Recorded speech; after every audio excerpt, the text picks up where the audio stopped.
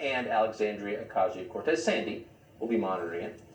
We've taken a look at the Democrats' platform and found something interesting. They don't think it's safe for African Americans to go outside. As the platform says, quote, "It's unacceptable that millions of people in our country have good reason to fear they may lose their lives in a routine traffic stop or standing on a street corner while playing with a toy in a public park." It's scary. Is it true? Michelle Obama echoed this sentiment recently, in fact, last night. But again, is it rooted in reality? Jason Whitlock has been watching carefully. He writes for and is part owner of Outkick.com, which is excellent. We're happy to have him on tonight. Jason Whitlock, thanks so much for coming on. What do you make of this? You hear it a lot.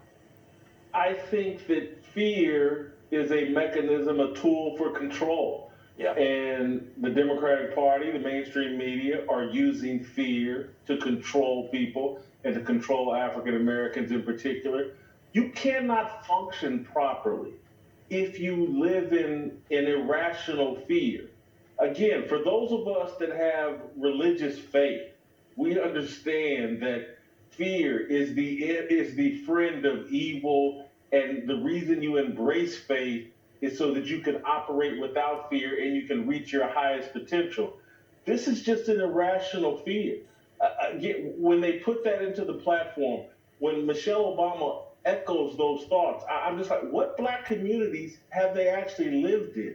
Because that is not the fear that is pervasive throughout Black communities. Fear of being stopped by the police and killed. The stats, the facts, the evidence don't back up this irrational fear. So why is someone trying to instill that fear in us of the police? It's like a self-fulfilling prophecy. If you engage with the police filled with fear, you're more likely to make really bad decisions that then provoke them to take action. It's irresponsible what they're doing and what they're saying. I never thought of that part of it, but you're absolutely right, and you're absolutely right that fear makes every single human being irrational, me, you, everybody. So I wonder what the long-term consequences of this are, apart from the one you just mentioned. Like, what kind of scar does this leave on the country if you keep saying stuff like this? Look, the number one thing you can do to prevent someone from reaching their potential is convince them that they can't, and to convince them that the whole country is rigged against them. Therefore, why even try? Give someone an excuse not to be successful. Give someone an excuse to behave improperly when dealing with the police is how you ensure failure. I was brought up my entire life to go out and attack the world, and anything was a possibility. That was the hope that was put in me coming. I was born in 1967. My parents lived through the civil rights movement. Their goal, their hope for me and my brother, my stepsister and stepbrother, was for us to go out and conquer the world.